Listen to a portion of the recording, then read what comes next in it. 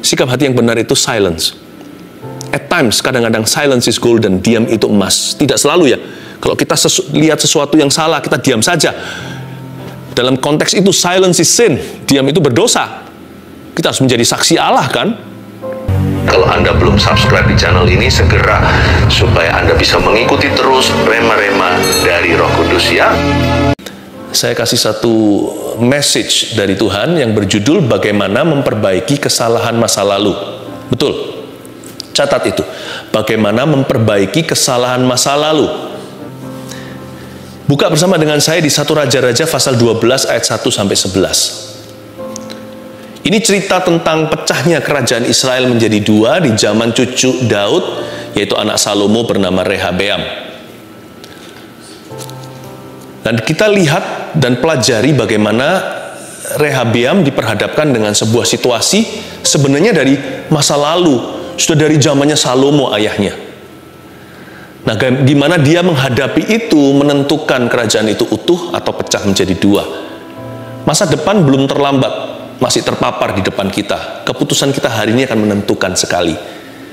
Jangan sampai kita masih terus hidup di masa lalu kita. Karena masa lalu tidak bisa mendikte kita. Apa yang sudah terjadi, ya sudah terjadi. Nasi sudah jadi bubur katanya. Tapi jangan lupa, bubur pun bisa diberkati. Asal hati kita bersih, hati kita benar di hadapan Tuhan hari ini. Jadi, destiny atau nasib kita ada dalam keputusan kita hari ini. Karena itu jangan memutuskan sendiri, libatkan Kristus di dalamnya. Mari kita belajar dari firman ini. Firman ini akan mengajari kita hal-hal praktis dari Roh Kudus. Ayat pertama. Kemudian Rehabeam pergi ke Sikem. Sebab seluruh Israel telah datang ke Sikem untuk menobatkan dia menjadi raja. Ayat pertama positif sekali. Si Rehabeam mau dinobatkan menjadi raja. Inilah posisi advantage atau kelebihan kita anak-anak Tuhan. Kita semua itu sudah by status anak-anak raja. Seperti lagu sekolah minggu, aku anak raja, engkau anak raja, kita semua anak raja. Kita semua itu ahli waris Kristus loh. Kita semua itu ahli waris kerajaan Allah. What could go wrong? Apa yang bisa salah? Kalau kita ini sudah dapat janji Tuhan, mewarisi semua berkat-berkat Kristus, mewarisi semua janji-janjinya, apa yang bisa menjadi salah kaprah kalau kita tidak punya the right attitude, sikap hati yang benar? Kita, apalagi di dalam cerita ini adalah cucunya Daud, anaknya Salomo. Rehabeam harusnya sudah mencuri start dari generasi-generasi sebelumnya. Kok bisa pecah kerajaan itu? Kita harus ambil pelajaran dari kehidupan orang muda ini bernama Rehabeam. Nggak muda-muda banget sih, dia sudah umurnya 40-an. Tapi kita bisa pelajari bahwa sekalipun hari ini masa depan kita cerah, kita bisa merusaknya kalau kita jauh dari Tuhan. Ayat 2. Segera sesudah hal itu kedengaran kepada Yerobeam bin Nebat, pada waktu itu dia masih ada di Mesir. Sebab ia melarikan diri ke sana dari hadapan Raja Salomo. Maka kembalilah ia dari Mesir. Muncul satu karakter baru. Selain Rehabeam, ada yang bernama Yerobeam. Mereka berdua bukan saudara, karena Yerobeam bukan dari rumah Daud. Yerobeam ini sudah ada sejak zaman papanya Rehabeam, yaitu Salomo. Pokoknya terjadi sesuatu perselisihan, pertikaian. Itu juga ada hubungannya dengan Salomo yang jatuh ke dalam dosa secara sengaja. Penyembahan berhala, lalu istrinya banyak. Gara-gara itu, maka Yerobeam menjadi musuh. Dan terjadilah cikal bakal kerajaan itu pecah. Nah, kalau Anda perhatikan di ayat 2 di kalimat terakhir, maka kembalilah Yerobeam dari Mesir. Itu memperingatkan kita hari ini kalau segala isu dari masa lalu kita yang tidak pernah kita selesaikan di hadapan Tuhan, dia akan kembali menghantuimu dan mencoba menggagalkan masa depanmu. Kalimat maka kembalilah ia dari Mesir itu momok bagi keluarga Daud. Bagi Rehabeam anak Salomo, itu seperti hantu kembali dari masa lalu. Itulah sebabnya jangan simpan yang namanya bangkai yang terjadi di belakang kita. Selesaikan di hadapan Tuhan. Jangan simpan dosa atau hal-hal tertentu yang Anda sembunyikan. Mari kita bawa terang-terangan ke hadapan Tuhan. Segala sesuatu harus dibawa ke dalam terang. Maka kembalilah Yerobeam dari Mesir untuk menghantui Rehabeam anak Salomo itu. Selesaikan segala sesuatu di belakangmu yang belum pernah Anda selesaikan. Termasuk segala kesalahan kita di belakang. Harus kita itu menemukan closure atau penutupan. Makanya saya beri judul hari ini bagaimana memperbaiki kesalahan masa lalu. Karena dalam Kristus kita bisa memperbaikinya. Cuman caranya harus cara Tuhan, bukan cara manusia. Manusia kan sukanya begini, kalau ada problema disapu di bawah kolong ranjang. Pura-pura nggak ada. Manusia itu pandai dan bakat untuk menyangkali. Kita itu pintar hidup dalam denial. Hidup di dalam penyangkalan. No. Confess your sin to God.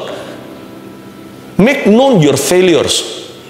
Akui dosamu di hadapan Tuhan. Beritahukan segala kegagalan. Jangan sembunyikan. Sebab Tuhan sayang kepada orang yang terus terang. Ayat 3. Orang menyuruh memanggil dia. Lalu datanglah Yerobeam dengan segenap jemaah Israel dan berkata kepada Rehabeam.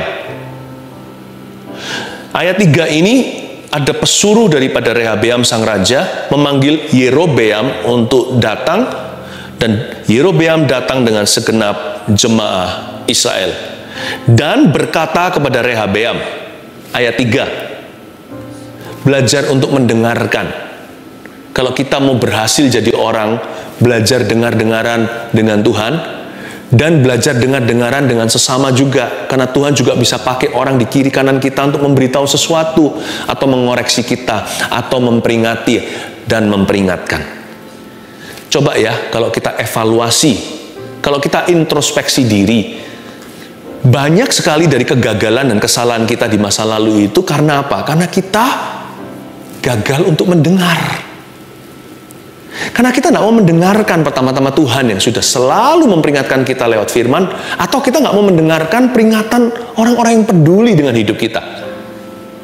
Nah, sebentar lagi saya tunjukkan bahwa Rehabeam ternyata tuli rohani.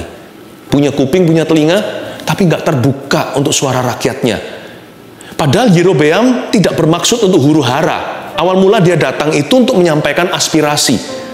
Tapi Rehabeam terlalu angkuh. Semua problema itu karena kekerasan hati. Percaya nggak? Nggak semua sih, tapi hampir semua. Mayoritas daripada blunder-blunder hidup kita itu karena kita terlalu angkuh dan tidak mau dengar-dengaran dengan Tuhan, dan juga tidak mau terima masukan. Jadi sebelum saya bicara lebih lanjut tentang bagaimana memperbaiki kesalahan masa lalu, perbaiki dulu sikap hati, supaya Tuhan bisa memperbaikinya bersama dengan Anda. Ayat 4. Ini kata-kata daripada Yerobeam beserta rakyat. Ayahmu telah memberatkan tanggungan kami. Maka sekarang ringankanlah pekerjaan yang sukar yang dibebankan ayahmu, dan tanggungan yang berat yang dipikulkannya kepada kami, supaya kami menjadi hambamu. Jadi waktu itu Yerobeam beserta seluruh bangsa Israel, mereka bermaksud baik sih. Mereka hanya memberitahu kalau kami ingin untuk mengabdi kepadamu Tuhan, ya baginda. Tapi gini ya, dengarkan keluh kesah kami. Di zaman ayahmu terlalu berat, terlalu nggak masuk akal. Oke sih, menurut saya sih. Rehabeam tidak usah tersinggung atau marah. Ayat 5. Tetapi ia menjawab mereka. Ini jawaban Rehabeam. So far so good di ayat 5 ini. Pergilah sampai lusa, kemudian kembalilah kepadaku. Lalu pergilah rakyat itu. Ayat 5 masih baik. Dia menyuruh mereka untuk kembali sampai lusa. Jadi okelah untuk beli waktu supaya kita bisa berdoa dulu. Jangan tergesa-gesa atau terpaksa harus memutuskan hari ini atau sekarang juga. Jikalau masih memungkinkan, kita mempertimbangkan. Apalagi di area abu-abu kita harus hati-hati sebelum tahun yang baru. Atau kalau ini nanti disaksikan lama setelah live-nya, selalu hati-hati untuk mengambil segala keputusan kalau itu melibatkan banyak orang, apalagi keputusan-keputusan yang masih sifatnya perlu ditimbang dulu, perlu diuji. Alangkah baiknya kita beli waktu untuk cari nasihat dulu dari orang-orang yang bisa menasihati kita. Jadi sebenarnya sampai sejauh ini Rehabeam masih bijaksana. Masih ada tanda-tanda dia anak Salomo. Ada otaknya papanya. Waktu papanya masih sungguh-sungguh. Waktu papanya masih dekat dengan Tuhan. Papanya selalu menimbang segalanya dengan hati yang berhikmat. Dan kelihatan masih ada tanda-tanda cucu Daud. Hatinya masih oke. Dia berkata, tunggu ya sampai lusa. Dia nggak marah. Orangnya itu gampang diajak bicara. Aku mau doa dulu, mungkin begitu. Atau aku mau cari nasihat dulu. Tapi sayangnya, dia salah cari penasihat. Nah ini dia. Rehabeam akhirnya terjebak di ayat 6. Sesudah itu Rehabeam meminta nasihat dari para tua-tua yang selama hidup Salomo mendampingi Salomo ayahnya. Katanya, apakah nasihatmu untuk menjawab rakyat itu? Di ayat 6 ini belum salah cari penasihat. Dia mencoba. Baik sih, dia tanya beberapa orang atau cari second atau third opinion. Cari opini 1, opini 2, opini 3. Pertama-tama yang dia cari adalah dari para tua-tua yang selama hidup Salomo mendampingi Salomo ayahnya. Orang-orang yang teruji. Ini bukan bicara tentang orang tua ya. Karena bijaksana itu tidak selalu berhubungan dengan usia. Ada orang yang usianya sudah tua, tapi kepahitan melulu dan mengeluh. Tapi ada orang yang lebih muda, namun bijaksana. Nggak tentu ya. Salomo dulu bijaksananya waktu dia masih muda. Daud juga. Saul udah tua, tapi gitu nggak keruan kelakuannya. Hatinya loh nggak pernah benar sama Tuhan. Pikirannya bengkok selalu. Jadi saya bicara begini bukan berarti kalau kita cari penasihat harus status quo, orang-orang tertentu menurut hemat atau menurut hikmat manusia. Bukan. Ujilah setiap orang. Ujilah segala roh. Rehabeam pertama-tama minta nasihat dari para tua-tua yang selama hidup Salomo mendampingi Salomo. Jadi sebenarnya ini orang-orang baik. Tua-tua ini adalah orang-orang yang terbukti. Kalau Anda memang cari penasihat, carilah orang-orang yang teruji. Carilah orang-orang yang menunjukkan buah. Jadi bukan orang yang bicara doang. Dan carilah nasihat dari orang-orang yang sudah membayar harganya. Jelas-jelas di depan mata orang-orang itu berbeda dengan mungkin dengan orang-orang dunia. Mereka tidak serupa dengan mereka. Orang-orang yang membayar harganya. Jadi di ayat 6 saya ingin ingatkan Anda untuk membuat perencanaan ke depan itu. Jangan salah memilih penasihat. Siapa yang menjadi penasihat hidupmu akan menentukan masa depanmu. Siapa yang menjadi penasihat kita akan menentukan bahkan kemenangan yang kita raih, atau justru akan menjerumuskan kita ke dalam kegagalan. Jangan salah memilih penasihat di dalam hidupmu. Jangan duduk bersama dengan pencemooh, jangan berdiri di jalan orang berdosa, jangan dengarkan dan jangan lakukan nasihat orang fasik. Jangan izinkan semua orang bisa bicara dalam kehidupanmu. Tapi pilih-pilih, uji. Tapi juga jangan pilih orang-orang yang mengenakan telinga kita saja, yang yes man, yang memberitahu kita apa yang kita ingin dengarkan, bukan apa yang kita butuh dengarkan. Dalam memilih, kita harus objektif. Kita harus minta pertolongan Roh Kudus. Dan kita harus tahu apa yang kita mau. Kalau kita mau sukses dalam Tuhan, betul-betul berhasil dalam kehidupan rohani kita pertama-tama. Kalau kita mau berhasil menurut cara Tuhan, dan carilah orang-orang yang dapat dipercaya, yang sudah membuktikan diri, yang teruji, yang berbuah, yang membayar harganya. Sekalipun kadang-kadang orang-orang ini yang bisa menyakiti Anda dengan nasihatnya yang tidak sesuai dengan keinginanmu. Lebih baik kita itu berpayung di bawah payung yang kuat daripada payung yang indah tapi bocor airnya. Memberi kita nasihat yang kita inginkan, tapi hidup kita bocor, tidak karuan. Lebih baik saya punya payung yang keras dan kasar, yang mungkin akan menghardik atau menegur saya ketika saya salah. Tapi gara-gara itu hidupku tidak bocor. Kasih karunia Tuhan tetap ada. Ayat yang ke-7.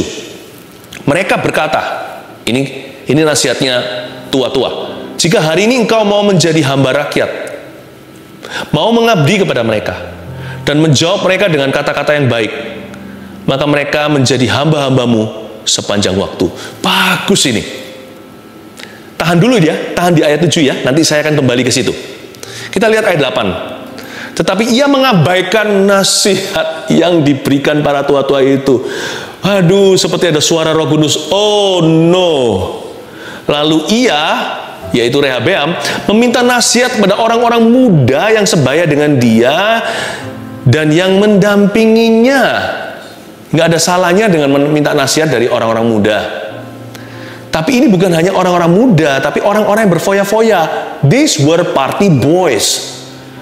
Ini adalah anak-anak muda yang suka party, dugem, bahasa zaman ini. Dia cari nasihat apa yang populer dari orang-orang sebaya. You know, popular advice may not be a good advice, you know.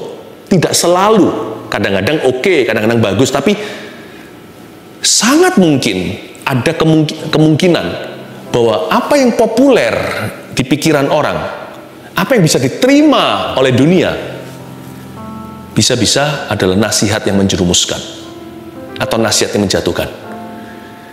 Karena ikut Kristus itu lawan arus. Tapi Rehabeam cari nasihat dari party boys, dari anak-anak muda yang dugem sama dia.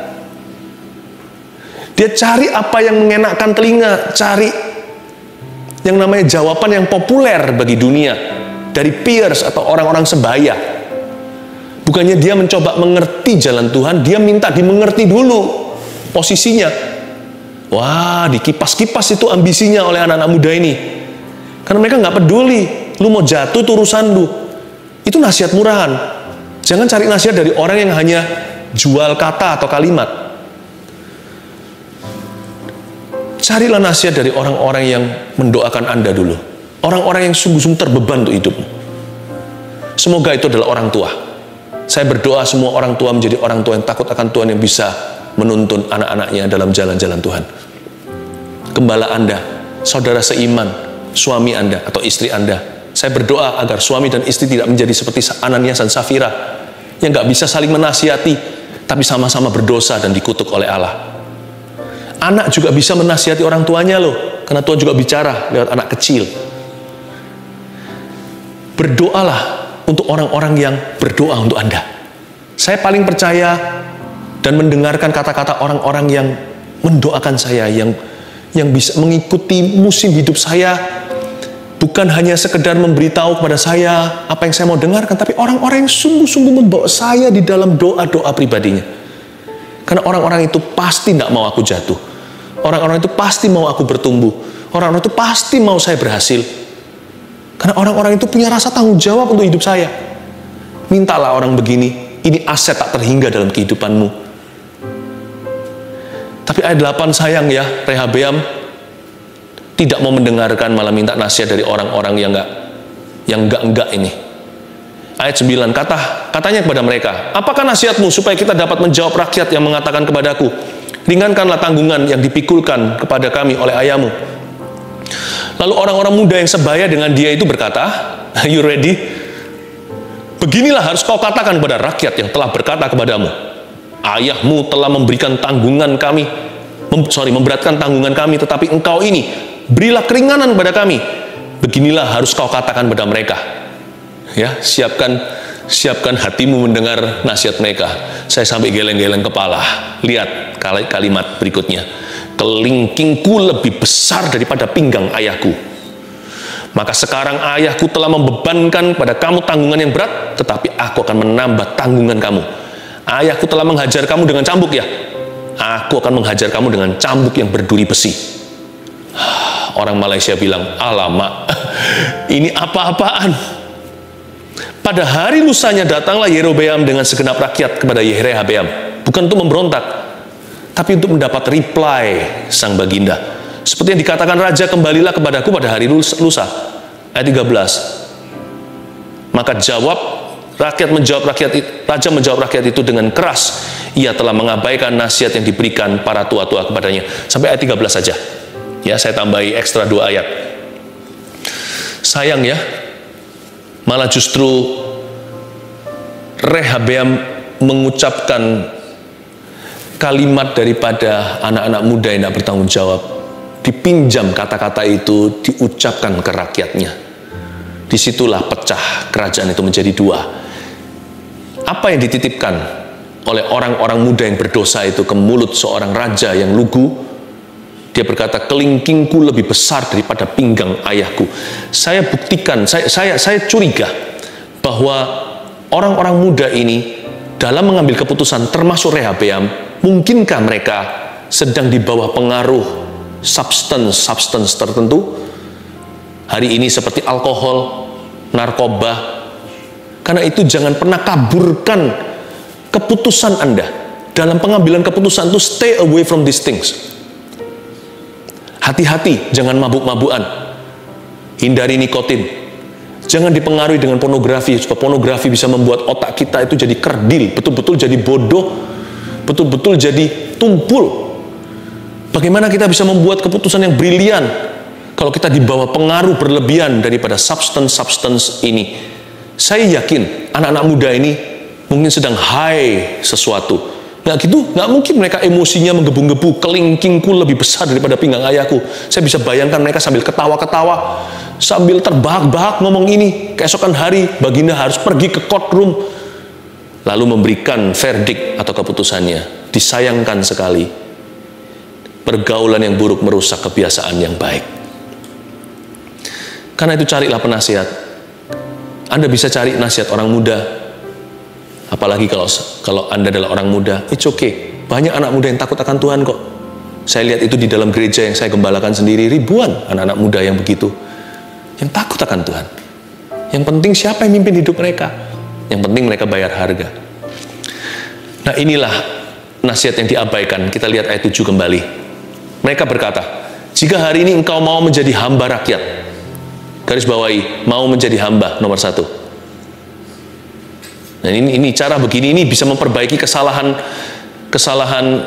masa lalu, kesalahan masa lalu papanya lagi, Salomo. Andai kata dia dengarkan penasihat-penasihat ini, kesalahan pun bisa ditebus loh. Kalau kamu mau menjadi hamba rakyat, nomor 1, mau menjadi hamba. 2, mau mengabdi kepada mereka, garis bawahi mau mengabdi, nomor 2. Yang ketiga, dan menjawab mereka dengan kata-kata yang baik. 3, menjawab mereka dengan kata-kata yang baik. Bagaimana memperbaiki kesalahan masa lalu? 3 poin sederhana, catatlah. 1, dengan sikap hati yang benar. Mau menjadi hamba. Kalau kamu mau jadi hamba rakyat, mereka akan mengabdi kepadamu. Kalau kamu mau jadi hamba, inilah yang kupunya, hati sebagai hamba. Ini bicara tentang sikap hati yang benar. Baginda yang masih muda, para penatua itu berkata, kalau Baginda mau menghambakan diri, mengambil sikap hati merendah. Tahukah pepatah yang berbunyi begini dalam bahasa Inggris, your attitude determines your altitude. Sikap hatimu akan menentukan ketinggianmu dalam Tuhan dan dalam hidup ini.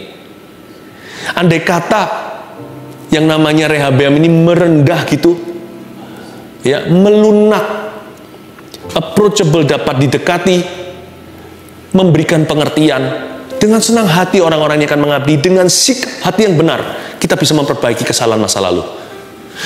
Sikap hati yang salah gimana?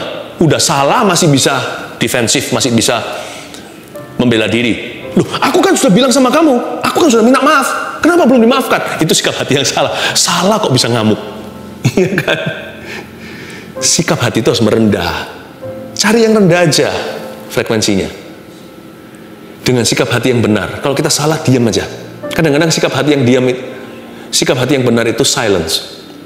At times, kadang-kadang silence is golden. Diam itu emas. Tidak selalu ya. Kalau kita lihat sesuatu yang salah, kita diam saja. Dalam konteks itu silence is sin. Diam itu berdosa. Kita harus menjadi saksi Allah kan? Tetapi kalau kita yang salah, atau keluarga kita yang salah, dan itu kesalahan dari masa lalu saya, atau masa lalu keluarga, atau masa lalu orang lain yang harus saya pikul dan tanggung hari ini, lihat, perhatikan dan camkan, tanamkan. Sikap hati yang benar jauh lebih menyelesaikan daripada kita protes, membela diri, ngamuk lagi. Kalau Anda tahu Anda pernah salah atau salahi seseorang, tunjukkan sikap hati yang benar, bukan hanya kepada Tuhan, kepada orang itu.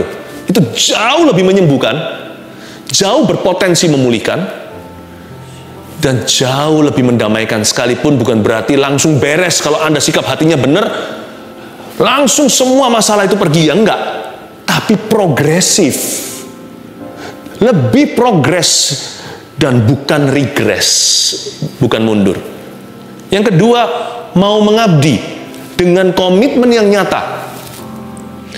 Sikap hati itu hanya 50%, sisanya itu harus ada kenyataan. Memang Tuhan melihat hati, tapi manusia melihat bukti, jangan lupa. Perbuatannya dulu, baru pengakuannya. Dalam hal ini saya ganti, saya balik. Kalau asal ngomong aja, saya kembalikan hutang saya ya, memang betul keluarga saya salah larikan uang, saya akan ganti, supaya keluarga saya jangan nanti akan dipermasalahkan. Nggak usah ngaku-ngaku, saya bisa dan sebagainya, kasih janji muluk-muluk. Yang penting kalimat secukupnya. Saya kembalikan, termnya begini, tolong kasih saya kelonggaran, saya pasti usahakan. 3 bulan kemudian saya kembalikan segini, lalu 1 tahun nanti kembali segitu. Udah nggak usah banyak bicara, jangan janji-janji palsu, nggak usah muluk-muluk selangit. Tunjukkan komitmen yang nyata. 3 bulan kemudian genapi janjimu. 1 tahun berikutnya jangan kurang 1 peser pun. Dengan komitmen yang nyata itu, orang lebih bisa memaafkan. Jangan tuntut, udahlah Tuhan bilang bebaskan hutang.